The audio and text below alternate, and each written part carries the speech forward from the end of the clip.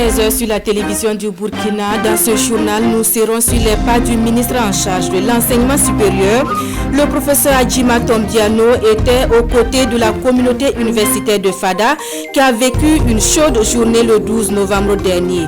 Des hommes armés auraient traversé le site de l'université pour perpétrer une attaque terroriste. Un incident qui a créé panique et psychose au sein de l'université. Le film de la visite du ministre à suivre en début de journal. Et puis l'arsenal juridique de lutte contre le travail des enfants bientôt accessible en langue nationale. Le processus de traduction est à l'étape de listing des travaux dangereux pour les tout-petits en vue de leur validation et traduction. Le point du processus au cours de ce journal. À suivre en fin d'édition, un rituel exceptionnel de la confrérie d'Ozo, un ultime sacrifice pour apaiser les mânes des ancêtres et implorer leur pouvoir déterminant dans la résolution de la crise sécuritaire au Burkina. Nous serons à Barna, dans la commune de Laye, point de convergence des Dozo des différentes régions du pays. Merci de nous recevoir chez vous. Ce journal, nous l'ouvrons donc dans la région de l'Est où le poste de police situé sur l'axe Fada-Bogandé a été la cible d'une attaque terroriste. Des hommes armés auraient traversé l'université pour perpétrer cette attaque. Un incident qui a naturellement créé panique et psychose au sein de la communauté universitaire. Le professeur Adjima Tombiano était hier aux côtés de cette communauté pour un soutien moral et exposer les solutions du gouvernement aux problèmes sécuritaires.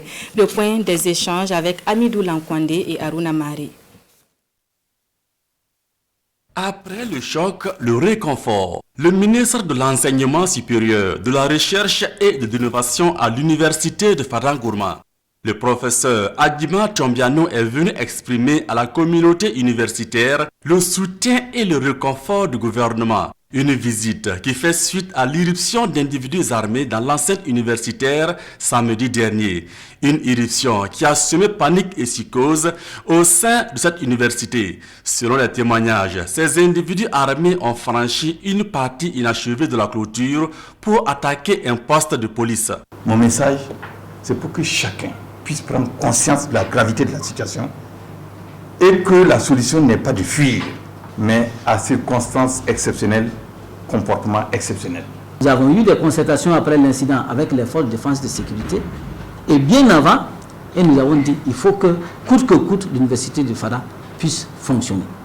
C'est le premier face-à-face entre le professeur Adjima Tombiano et la communauté universitaire de Fadangourma. Outre la question sécuritaire, l'amélioration des conditions d'études et de travail s'est invitée aux échanges.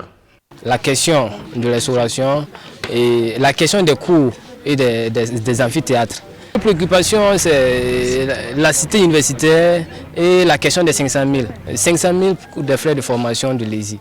Par rapport à nos préoccupations, ils ont essayé d'expliquer un peu le dispositif sécuritaire qu'ils vont essayer de mettre en place, même si cela est vraiment un peu secret.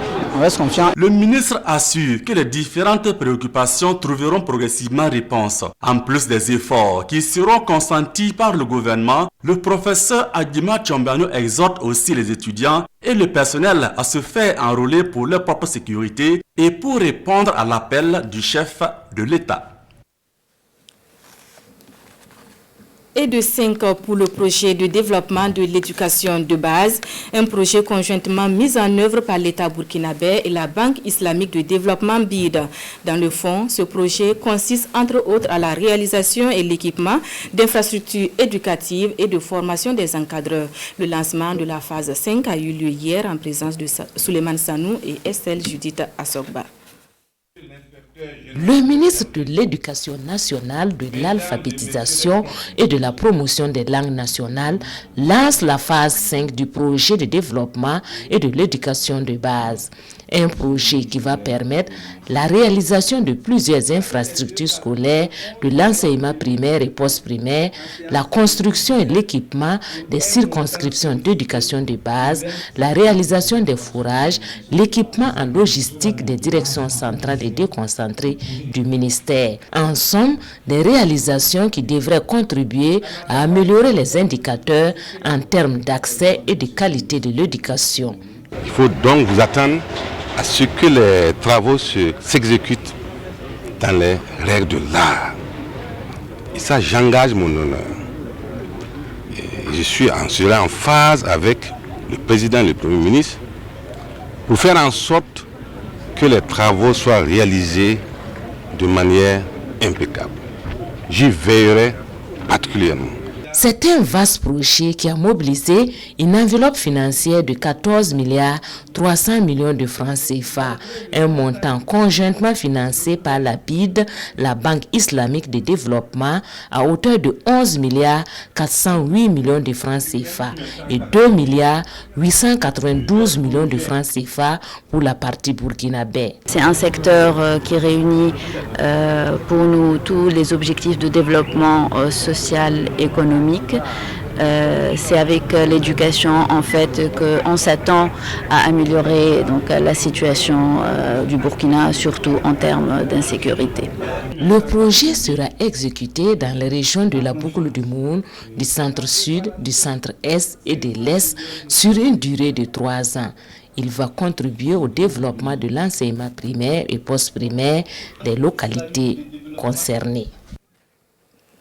Cap sur la ville de Sia pour la restitution d'une étude d'avant-projet détaillée pour la réalisation d'une vanne sur le canal de la plaine aménagée de Bama.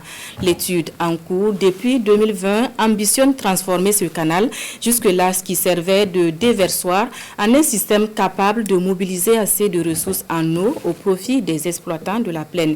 Le point du projet dans ce reportage de Lamine Karantao et Adama Julien Dambélé. Les résultats de l'étude topographique d'avant-projet détaillé de l'aménagement d'un vannage sur le canal de la plaine aménagée de Bama sont disponibles. Des résultats portés ici à la connaissance des différents acteurs intervenants sur la dite plaine par les coordonnateurs du projet. Et une fois opérationnel, ce projet permettra une meilleure mobilisation de la ressource en eau au profit des exploitants de cet espace agricole. C'est parti d'un constat, puisque nous avons la plaine et en campagne sèche, on n'arrive pas à exploiter. On avait fait une première restitution, c'est la deuxième restitution. Maintenant, ce qui reste, c'est de voir comment on peut faire les prélèvements des sols pour que le projet voit le jour. Les résultats ont donné donc une proposition de 295,5 mètres, c'est-à-dire de côte, qui permettra de mouiller près de 300 hectares donc, de superficie. On pourra avoir également suffisamment d'eau dans les puits, surtout en campagne sèche. Et on pourra également produire un certain nombre donc, de superficies supplémentaires, surtout en campagne sèche. Des résultats issus des simulations en cours depuis novembre 2020 grâce au partenariat technique et financier des agriculteurs français et développement international, AFD. Par ailleurs, 50% des fonds nécessaires à la réalisation de l'ouvrage, soit à 70 millions de francs CFA, sont déjà mobilisés par le même partenaire. Il s'agit maintenant de trouver le financement complémentaire pour l'exécution des travaux. Cette mobilisation donc, du financement complémentaire est attendue de l'ensemble des acteurs et que tout le monde puisse voir dans quelle stratégie on pourra donc financer et rechercher le financement complémentaire pour la réalisation des travaux. Le coût total de ces travaux de vannage sur le canal de la plaine aménagée de Bama s'élève à 140 millions de francs CFA. Une fois réalisé, cet espace de 1260 hectares pourra atteindre sa capacité de production maximale en saison pluvieuse comme en saison sèche, nous confient les coordonnateurs du projet. Restitution à Ouagadougou d'une autre étude, elle porte sur la contribution de l'exploitation minière à la résilience des agro-pasteurs au changement climatique, à la cohésion sociale. Une étude diagnostique au centre d'une rencontre qui réunit depuis ce matin les acteurs intervenant dans le secteur des mines. L'ouverture des travaux avec Nongba Kouda et Caroline Nouari. L'agriculture et l'élevage sont les points de mire. Il s'agit de permettre une adaptation au changement climatique. En cela, les résultats de l'étude menée à cet effet sont attendus pour être intégrés dans la planification des communes et des industries extractives. Faute de dialogue, les sociétés minières offrent peu d'alternatives aux moyens d'existence des agro-pasteurs face au changement climatique, à la réduction de la mobilité et à l'insécurité foncière. Les mécanismes d'atténuation ou de compensation mis en place dans le cadre des plans de développement des communes minières peuvent être davantage largement améliorés. Partenaires techniques et financiers, miniers, collectivités, organisations pastorales sont réunis. La restitution de l'étude requiert la méthode participative. C'est ainsi que, dans la dynamique de contribuer à la prise en compte des préoccupations des agro-pasteurs dans les plans de développement communaux et les plans de gestion environnementale et sociale des industries minières, le projet conduit une étude diagnostique scientifique et communautaire sur les innovations développées par les agro-pasteurs pour faire face aux défis des changements climatiques et des actions de compensation et de réduction des émissions de gaz à effet de serre. Aux acteurs intervenant dans le domaine du pastoralisme, invite est faite de s'approprier les résultats du diagnostic en vue de renforcer leur résilience face aux menaces et risques. La mine Amgold Essakane veut optimiser les retombées économiques de la mine sur les communautés de base du Sahel, ce qui passe par le contenu local. En collaboration avec la délégation consulaire, la mine a organisé la semaine dernière une journée d'échange en filigrane, créer une meilleure collaboration avec les fournisseurs locaux de la région du Sahel. De Dori, le reportage de Albert Nebier et Pini Dignano. Ce rendez-vous de Dori, qui réunit les fournisseurs locaux, les opérateurs économiques du Sahel ainsi que les responsables de la mine, tient lieu de réflexion sur la stratégie d'action en vue d'impulser une dynamique collaborative entre les différentes parties. L'objectif, c'est de leur donner les informations non seulement sur les opportunités économiques et commerciales au niveau de la mine, mais également sur nos attentes et les standards afin de s'assurer qu'ils soient en mesure de répondre à ces besoins-là. Environ 35 milliards de francs CFA de chiffre d'affaires ont été générés en 2012 par ces fournisseurs locaux. De quoi réjouir ceci de la tenue de cette journée porte ouverte. Cette journée qui vise pour nous en tant qu'acteurs économiques de la région du Sahel à renforcer aussi l'éventail des marchés au sein de la société pour laquelle déjà certains fournisseurs ont des acquis. Et nous souhaitons renforcer non seulement pour ceux qui ont des acquis et aussi pour de nouveaux fournisseurs aussi d'être des fournisseurs de la mine pour le développement des affaires économiques de la localité, également pour faciliter l'acquisition des biens et des services pour la société minière.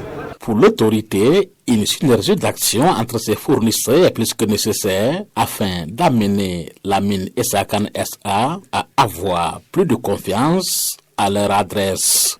Plutôt le rôle de la Chambre de commerce d'essayer de former une chaîne de valeur au niveau des fournisseurs de façon à satisfaire Essakane SA. Et Essakane aussi, je pense que si les fournisseurs sont bien organisés et ils arrivent à satisfaire les besoins de Essakane, Essakane n'aura pas de raison à aller ailleurs pour chercher de quoi en tout cas fonctionner normalement.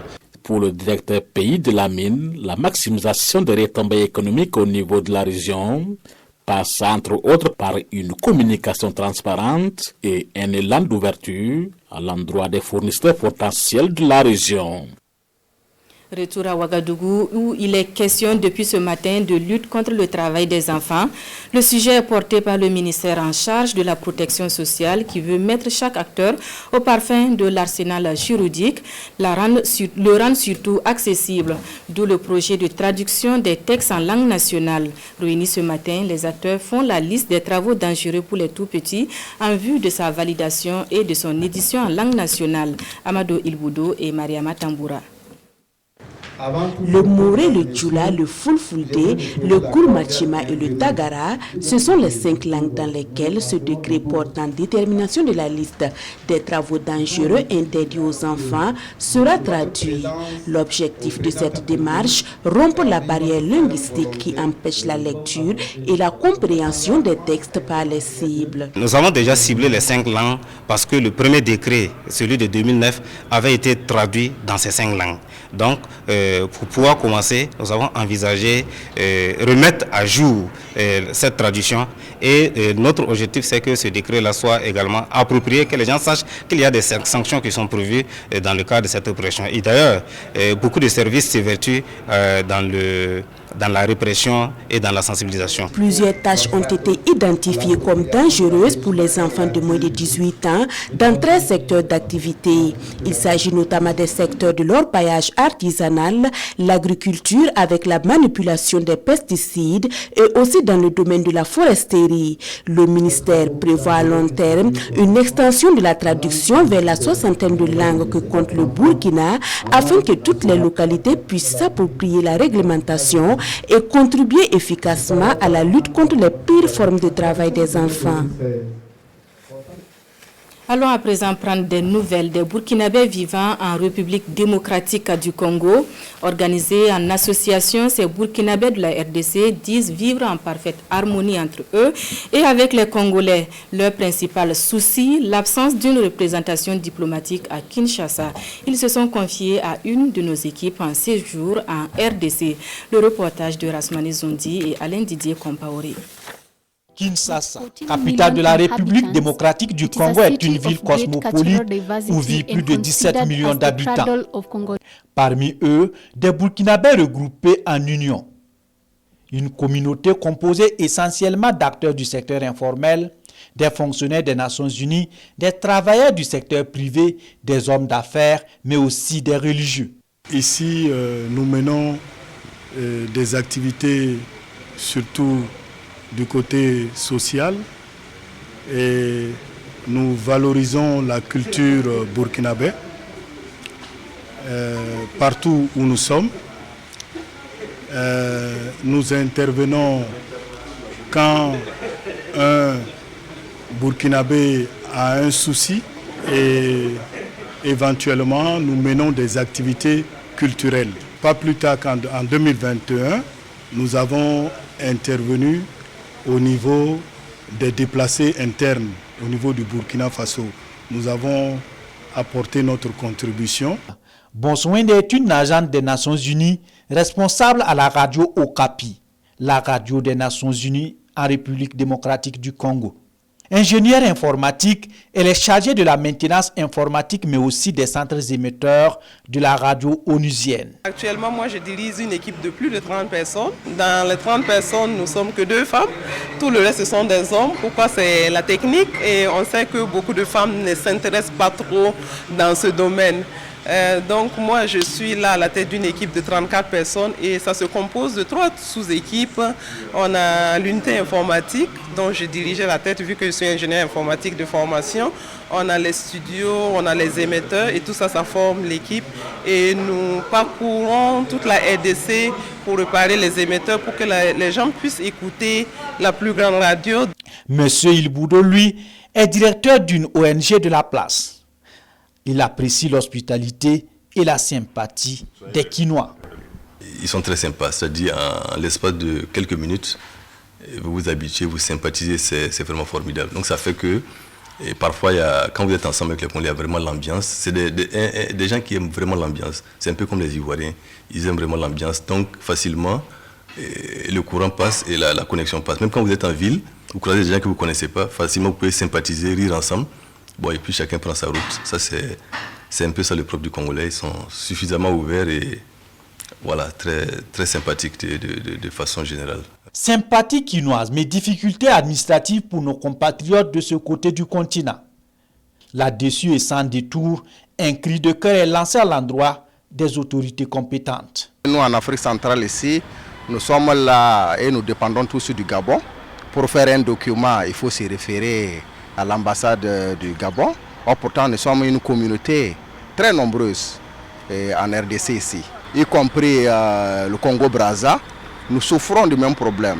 La situation que vit actuellement le Burkina Faso préoccupe les Burkinabés de Kinshasa qui souhaitent une union sacrée autour des autorités pour vaincre l'idée terroriste. Nous sommes vraiment préoccupés et nous pensons beaucoup au pays. Nous prions vraiment que il y ait beaucoup de concertation et beaucoup de sagesse pour que vraiment tous les efforts puissent être mis ensemble et pour que la paix revienne au pays. La diaspora burkinabé de Kinshasa est unie et vit en fraternité. Son souhait, le retour de la paix au Faso et l'ouverture d'un consulat pour un meilleur traitement de ces dossiers administratifs. La confrérie d'Ozo, plus que jamais préoccupée par la situation sécuritaire au Burkina Faso, en plus de s'enrôler comme volontaires pour la défense de la patrie, ils se sont retirés à Barna dans la commune de Laye, une retraite faite de sacrifices aux manes des ancêtres pour implorer leur soutien dans la résolution de la crise sécuritaire au Burkina Faso. Images et commentaires signés Daouda Ouattara et Maxime Zongo. Ils sont venus de Bobo, Gawa, Banfoura, Ouroudara et bien d'autres localités du Burkina pour cette cérémonie de sacrifice. Un rituel exceptionnel auprès des ancêtres pour solliciter leur accompagnement afin que le Burkina retrouve sa quiétude. Nous avons vraiment honoré nos membres de nos ancêtres pour que la sécurité et la paix, la quiétude reviennent au pays. Aujourd'hui, ce qu'on a fait, c'est vraiment barricader le territoire burkinabé et en dehors de nos frontières de tout mal. Des poulets, des chèvres et même un bœuf, autant d'animaux domestiques qui ont fait l'objet d'offrandes aux ancêtres. Et c'est Bama dans la commune de Laye, un lieu symbolique pour la confrérie qui a été retenu. Le choix de la localité ici, ça se trouve qu'au fond de Ouaga, on a notre Dankou qui est logé ici, raison pour laquelle le Dozo commence par le Dankou, il finit par le Dango. Au-delà de cet appui recherché auprès des ancêtres, les Dozo, selon les membres de la confrérie, disent être déjà opérationnels sur le terrain. Car, précise-t-il, un Dozo initié est un élément prêt pour le combat. Ils n'attendent que l'accompagnement des pouvoirs publics pour renforcer leur performance. Un coup d'œil sur les quotidiens dans leur parution du jour. Pour finir, à lire dans les colonnes l'hommage à Ouga Al-Husseini pour service rendu à la nation en faveur de la paix et du vivre ensemble. Les journaux reviennent également sur le drame d'Inata un an après. Nos confrères de la presse écrite dénoncent enfin la méchanceté de certains Burkinabés considérés comme l'autre mal du pays. La lecture croisée de Bienvenue Tansa. La méchanceté de certains Burkinabés, l'autre mal qui nous ronge et qui afflige le journal Le Quotidien. Cette gangrène, le président de la transition, le capitaine Ibrahim Traoré, l'a relevé haut et fort vendredi dernier face aux acteurs politiques et membres d'organisations de la société civile. Et en jetant un coup d'œil sur les écrits du journal de tous les Burkinabés, l'on découvre davantage le visage du Burkinabé nouveau, indifférent, hypocrite, mauvais et sans compassion pour son prochain. Pendant que certains défendent le pays, d'autres font le jeu de ses agresseurs et certains compatriotes, à cause de leurs intérêts égoïstes, applaudissent sous cap ceux qui arrivent au pays. Alors, comment venir à bout de leaders terroristes dans un tel environnement? Sidoya pense qu'il nous sera difficile de gagner ainsi. Le quotidien nous invite donc à mettre un terme à tout cela, car pour lui, les vrais terroristes sont surtout ceux qui offrent gîte et couvert à ceux armés. Le destin et l'avenir du pays étant entre les mains de tous les Burkinabés sans exclusive, ce journal invite chacun à faire son autocritique et son mea culpa et démontrer à quel point il est patriote et intègre, gage d'une victoire certaine contre les forces du mal. Et à ce coin du journal Le Quotidien, le souvenir d'une tâche douloureuse et indélébile, le drame d'Inata survenu le 14 novembre 2021. Un an après, la gendarmerie nationale a tenu à rendre hommage à ces éléments tombés au cours d'une attaque, souligne le journal Aujourd'hui au Faso. Et selon ce communiqué, en plus de la minute de silence observée dans toutes les unités de la gendarmerie nationale, il y a eu la pose de la première pierre du monument des héros de la gendarmerie au sein du camp Paspanga. Mais l'hommage à ces héros n'est pas terminé, ajoute l'Express. Les 18 et 20 novembre prochains, des offices religieux sont prévus dans les chefs-lieux des garnisons militaires de Ouagadougou, Bobo-Dioulasso et Kaya.